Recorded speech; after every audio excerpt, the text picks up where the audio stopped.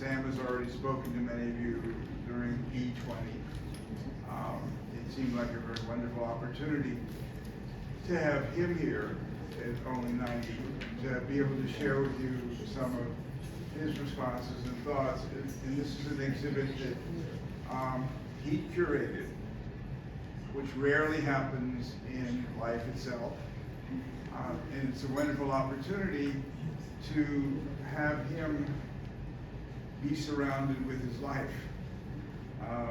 The works date from 1946, when he was 13, until the year 2023 behind him.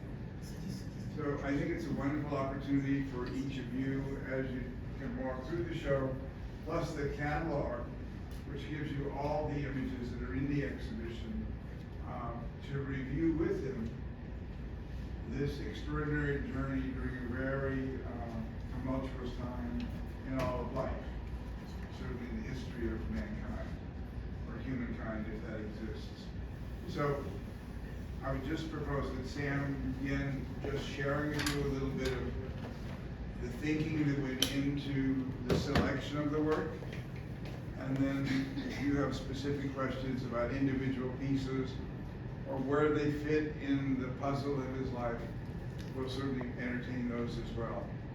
I might say to you that this is an unusual exhibition for us. The gallery's been here 54 years.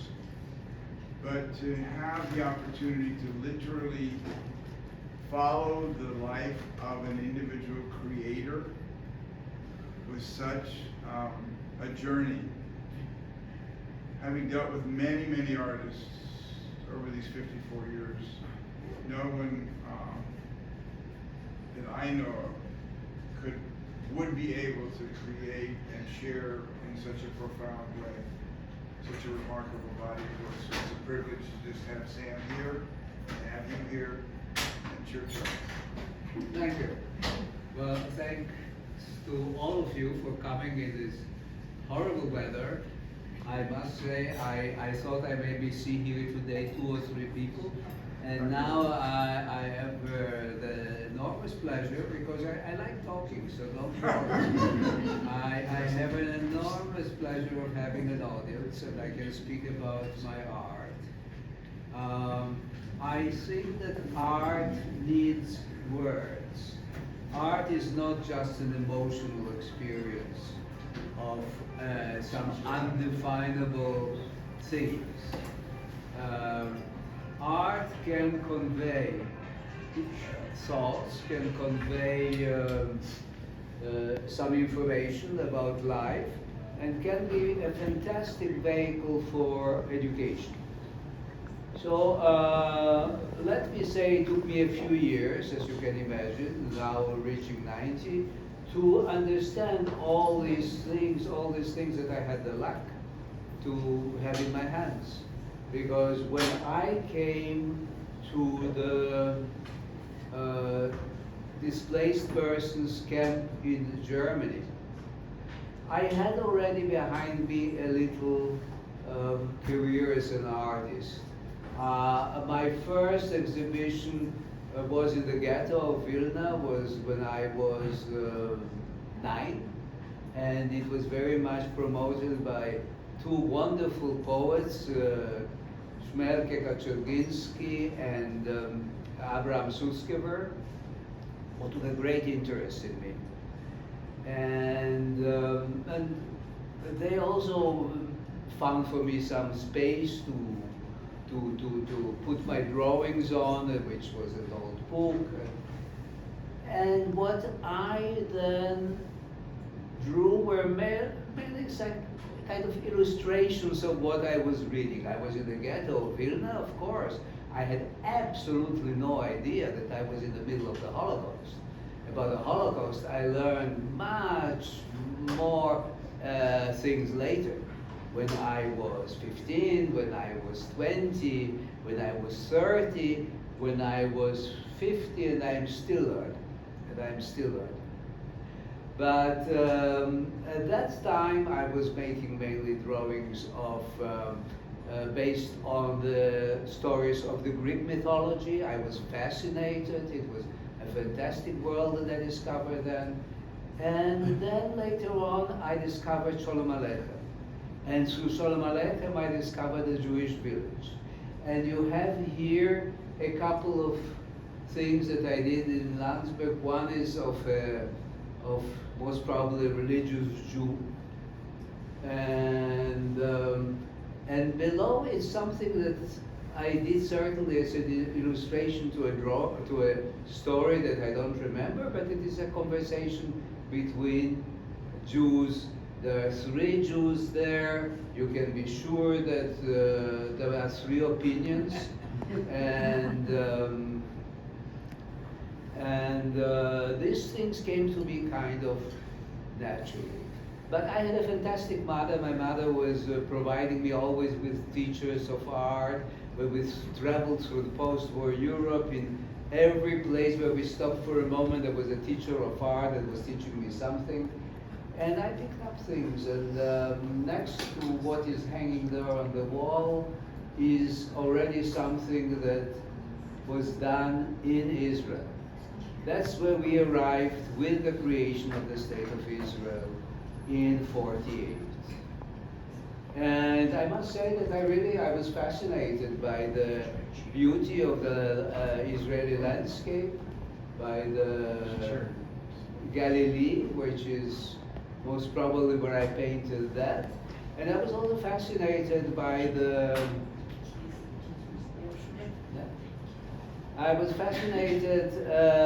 by the art that I saw there of the Israeli artist, who very much believed it's a new nation.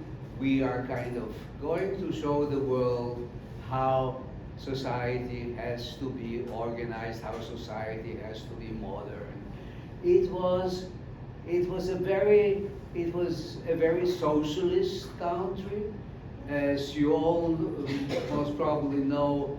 The Russian government then under Stalin was the very first to recognize the Jewish state, and when they came running to President Truman saying, look, the Russians have already recognized, so he said, okay, well, then maybe we will also recognize it. So the American president has also recognized.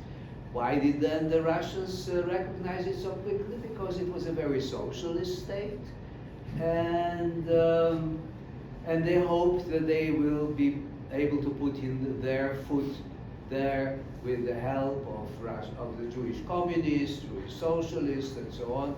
It will become their foothold in the Middle East. So one footnote briefly, in Kansas City, which is where I grew up, Yeah. Harry Truman's old partner in a haberdashery store was Eddie Jacobson, Yeah. who was a friend of my father's. My father used to pick him up and drive him downtown in Kansas City. Eddie Jacobson also called Harry Truman, beside Russia having recognized him, and said, do it. Do it. And he did it. Yeah. Okay. And And he did it. thank you, Bernie, for taking part in all that. Eddie Jacobson didn't know anything I about remember your socialism. father, he was a very, very sweet gentleman. That's this wonderful thing when you are 90, believe me, I hope many of you will reach that, is that you can have a memory that can go back to years and years and years. 1948. It's great riches. But anyway, what was interesting, why am I coming to this? Because it somehow brings me to what is happening now. Ben-Gurion was a creator of the State of Israel. I had for him an incredible admiration. He was a kind of then the Jewish Moses, the Jewish Pope, the Jewish Stalin. I don't know. He was a god. Ben-Gurion. He had terrible teeth. I remember shaking his hand, and he said something, and I looked at his rotten teeth, and I thought, oh my goodness. But there was not only a problem with the rotten teeth. He had a vision. He had a vision. For instance, when the Commission of Sykes-Picot gave him the plans of creating a Jewish state, plans that were rejected by all the Arab nations because they made out of the Jewish state a kind of a chessboard puzzle. He said, we accept it. And he created a state, and it was fantastic. And he had some, in his government, he had 1 or 2 religious Jews who said we would like to, for the yeshiva bokkers not to serve in the army. He said, how many are there? They said between 12 and 13. He said, okay, religious Jews don't serve in the army. What he did not foresee is the procreation of the Jewish population, and the fact that today Israel has about more than 50% of religious Jews that have completely determined and transformed the nature of the state. So why am I coming to all that? Because Israel is a very important part of my life, a very important part of my life. I have family there, I have cousins there, with whom I am very often. Today, just a few hours ago, I spoke with them. I said, how do you feel? And they said, oh, we so much hope that this extraordinary man, President Biden, obliges us to have a two-state solution. Because otherwise, we will go on killing, they will go on killing, and of course, things will only become worse and worse and worse. And these are, what I'm telling you, not just extreme people. They are very much people of the center. They are very much people who have now gone through a traumatic experience, understanding that the Holocaust has not yet stopped, that the Holocaust can come back. And Larry Langer, who wrote so much about my art, he published also a book about the denial of the possibility of the Holocaust and so on, and how stupid we can be as Jews by thinking that all this is over. That by the fact that we have an army, we can solve everything. It is very complicated. It is very complicated, and I must tell you, it makes good to me, and excuse me if I'm going into all these details, but I must tell you something of my memory when the Jewish state was created. We were as Jewish refugees in a camp, waiting for a boat, for a Panamanian banana carrier called Pan York that brought us to the newly created state of Israel. And we were surrounded by agents of the Bricha, by agents of the Jewish Agency, and they all told us, you people, you don't have to worry. We have managed to chase away the Arabs from Palestine. You are coming now to a land where you have empty apartments, you have Chinaware, you have whatever you need in the kitchen, and so on. You come and you get all that, and you are a new state. So this was told to us, and we took it as the most normal way, because this was done to us. This was done to us. So when I was 8, no, I was 7 actually, and the Lithuanian police banged on the door and told my mother, my father was already in the camp, take whatever you can and move from here. I just ran to tuck in my teddy bear into his bed, and I went out with my mother, and everything was gone. Everything was gone. So it was normal. It was normal. And then when we moved with my mother through Poland and Germany, there were millions of people transferred from here and there. It was normal. I mean, Stalin, with the Yalta agreements, as you all know, has redesigned Europe. So a part of Poland became Russia, a part of Germany became Poland, Lithuania was retransformed. And millions of people were moved from one place. And we were told, you know, the Arabs, they have cousins everywhere. They can go to Morocco, they can go to Syria, they can go to Jordan. The Arabs are the big problem. There are not more than about 750,000 people. Let them go. And it was normal. And it was also normal to Ben Gurion in some way. And it was also normal to the people at the United Nations that entire populations move. Well, we have inherited all that. We have inherited all that.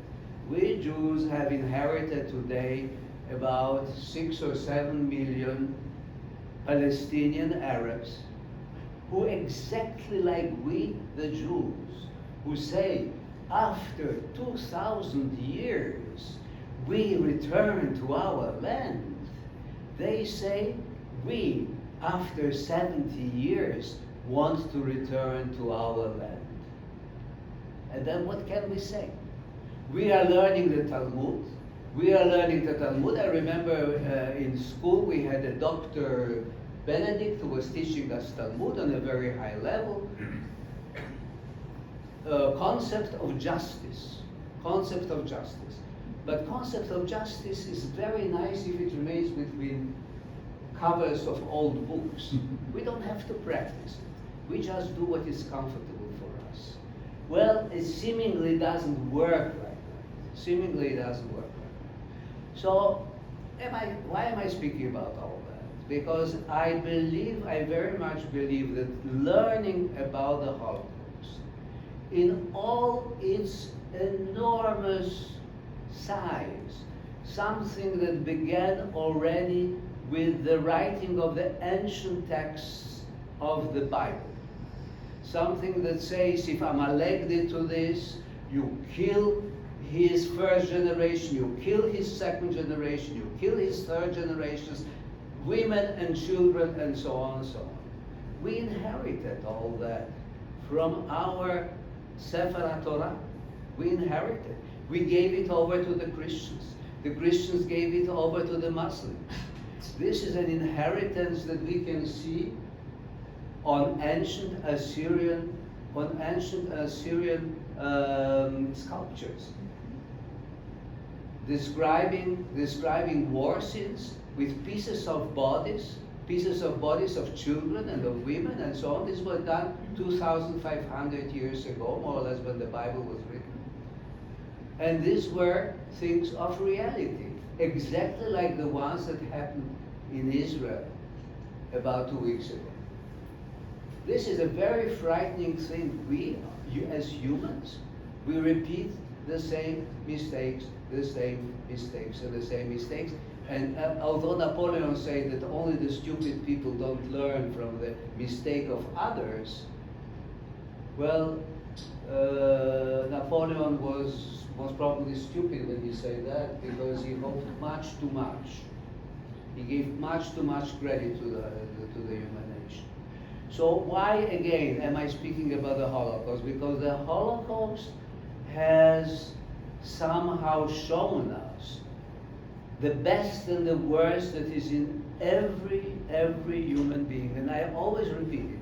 If I'm alive, I owe my life to a Lithuanian priest. I owe my life to a Lithuanian Polish nun and another Lithuanian engineer who endangered their own lives in order to save me and another group of Jews. This is the Holocaust has shown to me wonderful things that people can do that I would never know if I, in similar circumstances, would have been able. And at the same time, we know the most horrendous things that were done, and the terrible racism that brought the possibility of the Holocaust. And where does racism come from? It comes from the creation of human society. My tribe and that other tribe. My tribe, of course, is better than the other tribe. My tribe, of course, has much more smarter people than the other tribe. My tribe, the Jewish tribe, I get his emails, has the largest number of Nobel Prize winners than the other. I am sick every time when I listen to Jewish racism. It really makes me sick because I realize that racism, that feeling that one human being is better than the other human being because his color of skin is like this or like that and so on, this makes me sick. And this I feel I have to convey. In some way I have to convey, but I cannot convey it, massively. I cannot come with a bulldozer and throw down a wall. I can do it in a very subtle way by creating metaphors, by creating images that make people wonder, that make people talk, that make people try to, it may intrigue people. I mean, you reach out to people by intriguing them about something. So I think that I've spoken a long time. Maybe you should stop me at this point. I agree with you. It's okay. Okay. But I think one of the things that as Sam was talking, I have heard him once or twice in the last 54 years. 10 or 20. Yeah. And it's an absolute pleasure always to hear him both because there's an implied passion about the human condition and the desire to see us, I think, act a little better. But I was just looking, which I would advise you to do as when we have finished, at each of the pages, and to say that what he has created is the opportunity for those discussions around issues that you just raised about we as human beings behave. And the upper painting with the Hebrew word Shema, the little building with the Hebrew on it, and very subtly in the roof is the Magen David suggested as well, is the beginning of it. Because at Shema Israel, the beginning of Hear, O Israel, the Lord our God, the Lord is one, the affirmation of oneness to God, is also a call to listen. And I would propose that in this case, listen to Sam, because the issues he's raising are dealt with in the painting below, which is a set of 10 commandments that are broken. The hint of God's name on the right-hand panel, Adonai, and on the left-hand panel, the clear panel with the 5 thou shalt nots listed is also somehow braced. But we've destroyed, all of us, humanity has not learned from that. We have destroyed the ability just to take those 10 commandments and interact with one another with respect, give everyone their space and their dignity. And so that what Sam just said is really, sadly, the affirmation of our inability as human beings to really treat one another fairly. The show, which is what I thought Sam was going to talk about, and he did start there. I can still talk. No, I know. It's all the beginning. So we'll see you sometime 3 in the morning, and then there's breakfast. Around the corner as you walk through his works that he's chosen when he first came to Palestine and then to Israel. And there's one painting of rather muscular Jews building. Go to the port of Haifa, look at the drawings, and look at the evolution internally of the work itself, because these images become abstractions, and from abstractions begins to emerge images that become what you know as his style from 66 on. This shows you turn the corner and then come around here, and behind us provide opportunities for exchange, for questions, and for, I think, the opportunity to rethink some of the things that we think are true. It is always for us, we have worked for many, many years until recently with an organization called Facing History and Ourselves. And when Margot Strong founded the organization, I said, what a cumbersome name. The Red Cross sounds easier, the Red Cross. They're simple ones. Why do you have such a common?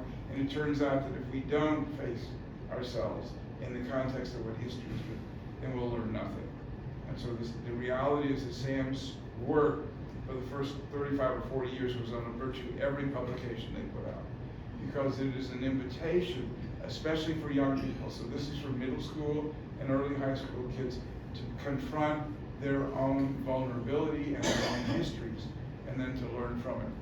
We haven't succeeded yet, but I'm still optimistic, and I'm slightly younger than Sam. So together, the work needs to be experience visually as absolutely beautiful painting at each juncture. This is a 13-year-old boy that made these. Given a different kind of childhood than when I got to 13 and had bar mitzvah in Kansas City. Given the world around him, and then move with him as you emigrate to Israel and Palestine, and then to go to Italy. There's a biography that we've just published that contextualizes the artist Samuel Bach in the context of the art that was being created in the different places that he lived. And one of the directors of the museum at Notre Dame, we did a show, counted that by that time, and this is 25 years ago, he succeeded in living in 16 different places. So to carry himself, his brushes, his imagination, look at what's going on, and then eventually articulate visually his questions. And that's what the paintings represent. They don't represent answers. And so if you're looking for answers from Sam, you're not going to get them. I'm happy to provide them. But there is the question in every painting. So going back to Shema, as in not only here, but pay attention to each of the paintings. Pay attention to how you can interact with the images that are here. And I think you have an opportunity to, at least, no matter at what age, to re-explore your own approach to how you treat other people. I loved having the show here. It's on for a very long time. We will have school groups here. There's a high school teacher in the Neshoba Valley, wherever that is, who prepares her students for 6 weeks before they come to the exhibit, and in groups of 20 or 30, engage with all the paintings, and then go back, and each one writes an essay or a short story based upon the painting they chose. So using the work in that way, and I really believe that fundamentally the best art enables us to be better people. No matter how you get to the ceramics that are here, grow out of a very different life experience, but out of a similar commitment to our humanity, our spiritual presence in the world. So they're kind of naive thoughts from my point of view, because I grew up safe in Kansas City, and I didn't have to survive the Holocaust. But there is a profound appreciation for Sam, for the work, and for the questions that are raised by these. So I think maybe if you want to say something, or we can invite one question. Let me say just one thing that I think is important that I find in Sam's work, and there's no question that there is brokenness, destruction, evil, if you want to look at it that way. The result of all that, whether it's broken chessboards, candles that are blown out, trees that are cut off. But in almost every painting, something's trying to be put back together. It's broken, it's damaged, it may not ever come back together, but there's almost always an attempt to do that. So I'll draw your attention to this little painting. And here it is, spelled out for you. Hope. And in the midst of all the things that we must acknowledge that this has happened, and it's happening again, and we must try to stop it. Right here, deep in Sam's heart, in all of our hearts, might be the answer. So as you take in, you say, oh, it's so difficult. But yeah, it is difficult, and it needs to be difficult. Because if you were sitting in Gaza right now, it would be terribly difficult. But right here, in Sam's work, is maybe some answers. So as you look at these works, find the hope that's there, because in almost all of them, there is some hope. Eva, you want to say something? Yeah. Since you're the convener. She's pretty hard to talk. Yeah, okay.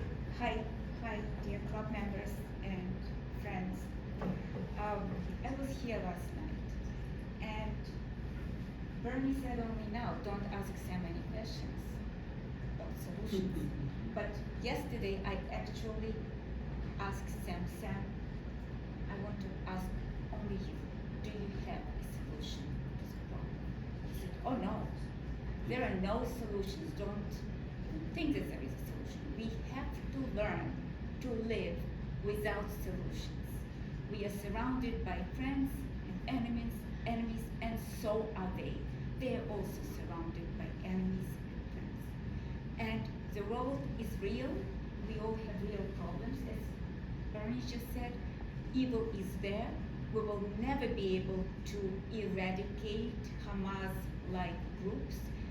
You were at the presentation 2 days ago, Boris Slutsky poetry, war poetry, about wolves' family and wolves' children. There will always be one or two left. And from that, there will be a new wolves' family. So, killing right now, okay, and what will be the next step? Is there a solution for next step? Is there a final solution? No. So if there is no final solution, maybe we all have to think of how to evoke diplomacy and how to find ways to navigate the world that is not perfect. Was this your message? So I took it with me last night, and I think this is the most powerful and truthful message, that we have to learn how to navigate the world despite evil that will always be. It's innate. So I'm very privileged knowing Sam. You know that Sam came to talk to us in